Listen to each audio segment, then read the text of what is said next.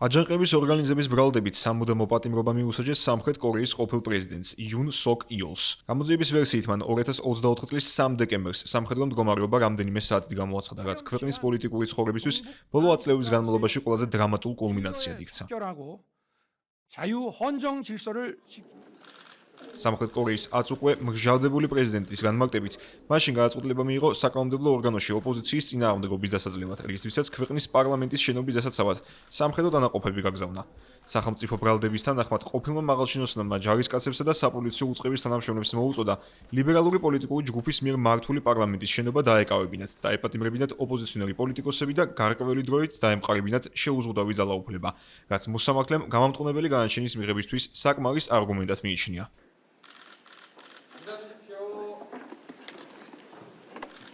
თავად კონსერვატორი ექს-პრეზიდენტი თავს უდანაშაულოდ ცნობს და ამტკიცებს, რომ სამხედრო მდგომარეობის გამოცხადება აუცილებელი იყო ლიბერალების შესაკავებლად, რომლებსაც ანტისახელმწიფოებრივ ძალას უწოდებს. იონ სოკ იოლის ადვოკატის განცხადებით, ამ გადაწყვეტილებას სამხრეთ კორეაში მნიშვნელოვანი ზიანი მიადგა მართლმსაჯულების სისტემას.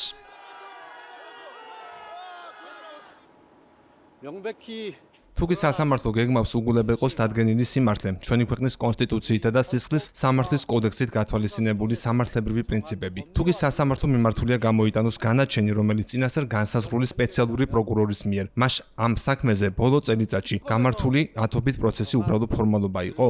მაშინ რატომ ვატარებდით ამ პროცესებს? დღევანდელი ვითარების გათვალისწინებით, როდესაც კორეის რესპუბლიკაში მართლმსაჯულების სისტემა არ იღებს კანონსა და სინდისზე დაფუძნებულ გადაწყვეტილებას და როდესაც კანონის უზენაესობა თავზე გვენგრევა, არ შემიძლია არ მქონდეს უკიდურესად სკეპტიკური განწყობა, უნდა გავასაჩივროთ თუ არა ეს განაჩენი და საერთოდ მივიღოთ ამ პროცესში მონაწილეობა. ეს არის საკითხი, რომელიც უნდა იყოს განხილული ექს-პრეზიდენტსა და ჩემს კოლეგებთან.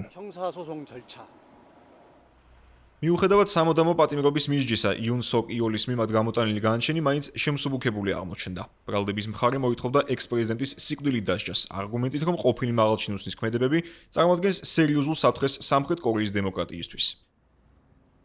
სამხრეთ კორეის ექს-პრეზიდენტთან ერთად 30 წლიანი საპატიმრო სასჯელი შეეფარდა ქვეყნის თავდაცვის ყოფილ მინისტრსაც, რომელიც სამხედრო ძალის მობილიზებაში არის ბრალდებული. მათთან ერთად ასევე ციხეში გაუშვეს პოლიციისა და თავდაცვის უწყების მაღალჩინოსნებიც, რომლებიც იმდროინდელი პრეზიდენტის ბრძანებას ასრულებდნენ.